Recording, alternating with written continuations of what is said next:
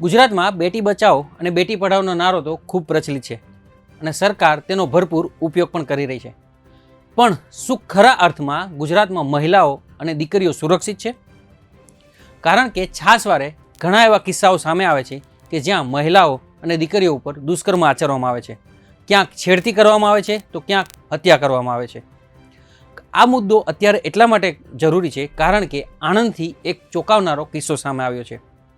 તો વિગત જાણે એમ છે કે આણંદમાં રહેતા રેવાબેન બોડાણા નામના વ્યક્તિને એમની પોતરી એટલે કે એમના દીકરાની દીકરી 16 વર્ષની છે, જેનું નામ છે કે ગીતાબેન બોડાણા, તેને ગામના જ એક શખ્સ દ્વારા તેનું કિડનેપિંગ એટલે કે તેનું અપહરણ કરવામાં આવ્યું. બળજબરીથી તેને ઘરેથી લઈ જવામાં આવી.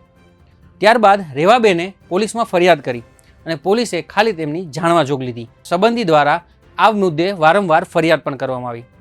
રેવાબેન અને તેમના નજીકના સંબંધી દ્વારા કહેવામાં આવ્યા પ્રમાણે તેમણે વારંવાર જિલ્લા એસપી, જિલ્લા ડીવાયએસપી અને ઇન્સ્પેક્ટર સુધીની ફરિયાદ પણ કરવામાં આવી છે. અને તેમણે અધૂરામાં ગાંધીનગર હર્ષ સંઘવી જે આપણા ગૃહમંત્રી છે તેની ઓફિસની મુલાકાત પણ લેવામાં આવી. તેમણે રૂબરૂમાં મળી અને પોલીસને ફરિયાદ નોંધવા માટેની અપીલ કરવા માટે મળ્યા હતા, પરંતુ સંજોગોવશાત ગૃહમંત્રી મળી શક્યા નહીં. અત્યારે રેવાબેન અને તેમના સંબંધીની ખાલી એટલી જ માંગણી છે કે અમારી દીકરીને ગમે ત્યાંથી શોધી આપવામાં આવે. તો શું કહી રહ્યા છે રેવાબેન અને તેમના સંબંધી, આવો જાણીએ આ વિડીયોમાં. નમસ્કાર, આપ જોઈ રહ્યા છો બેનિફિટ ન્યૂઝ અને હું છું મહેશ. આ મારી બાજુમાં જે બેન છે એની મદદ કરવા માટે હું આવું છું. અને એ બેનનું નામ છે રેવાબેન મુકરભાઈ બોડાણા. એમના દીકરાની દીકરી આજે 3 મહિનાથી અજાણ્યા ઈસમો ઉપાડી ગયેલા. અમે એક વ્યક્તિને તો પકડી રહ્યા, પોલીસ સ્ટેશનમાં રજૂ કર્યો, 3 તારીખે રજૂ કર્યો, 3/11 તો પોલીસવાળાએ અમારે સામે પૂછપરછ કરી. પછી અમે ઘરે ગયા 7 વાગે. તો 7 વાગ્યા પછી એ છોકરાને કાઢી મૂક્યો. હવે કોનું પ્રેશર છે, શું છે એ અમને કંઈ સમજમાં નથી આવતી. અમે ગયા મહિનાની 13 તારીખે હર્ષ સંઘવી સાહેબ, આપણા પ્રાઇમ મિનિસ્ટર, હોમ મિનિસ્ટર સાહેબને મળવા માટે આવ્યા.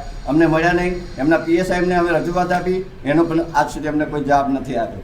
કલેક્ટર સાહેબને મળવા માટે ગયા, કલેક્ટર સાહેબને રજૂઆત આપી છે, એમનો પણ અમને જવાબ આજ સુધી નહીં મળ્યો. આજે એક મહિનો થઈ ગયો અને અમને કોઈ અધિકારી જવાબ નહીં આપતા.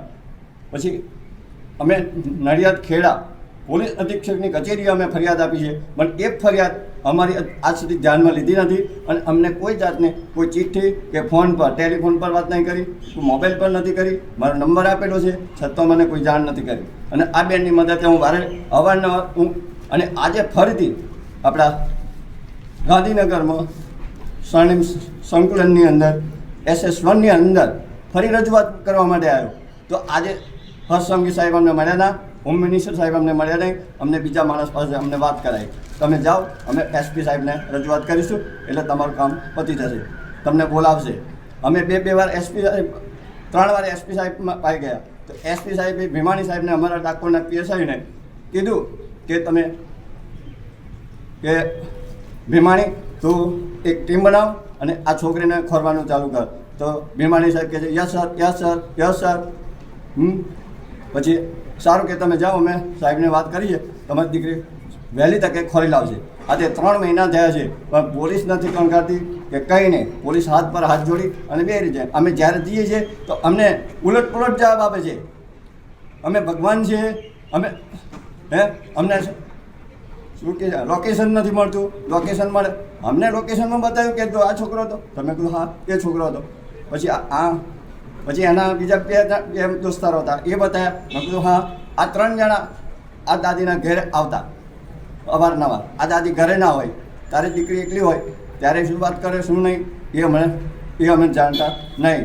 પણ પોલીસ નહીં કામ કરતી, કોઈ સરકાર નહીં કરતી. અને ભાજપ સરકાર કહે છે બેટી પઢાઓ બેટી ભગાવો. આ સૂત્ર બની ગયું છે અત્યારે. અને અમારે આ માજીના માથે કોઈ સાંભળવાનું નથી. ધારાસભ્યના અમારા RR પરમાર સાહેબ, અમારા ઠાસરા તાલુકાના ઠાસરા વિધાનસભાના ધારાસભ્યને 3 વાર મળ્યા. તો એમણે ખાલી ઠાલો વચન આપ્યા છે. હમણાં પંકજભાઈ સાહેબને અમે મળ્યા, ત્યાં કે મને એક કોપી આપો, હું SP સાહેબને વાત કરું છું. એ પંકજભાઈ સાહેબ અમારા નડિયાદના ધારાસભ્ય છે. અમે ખુદ એમને રૂબરૂ મળ્યા. તો પણ અમારે કોને પાસે જવું? શું કે અમારે આત્મહત્યા કરવી? શું કરવું? અમને કંઈ સૂચતું નહીં. કેમ કે અમે ગરીબ છીએ, અમારી પાસે પૈસા નથી. અમે મજૂરી કરીને આવીએ છીએ. છેક ઠાસરા તાલુકો ગામ ચિતલાવ અને ડાકોરથી આવવાનું કેટલા વાગે અમે 5 વાગે નીકળીએ તો અહીંયા 12 વાગે 1 વાગે અમે વિધાનસભામાં આવી શકીએ છીએ. કેમ કે અમારી પાસે પૂરતા નાણાં ના હોય. કેવી રીતે અમે આવીએ?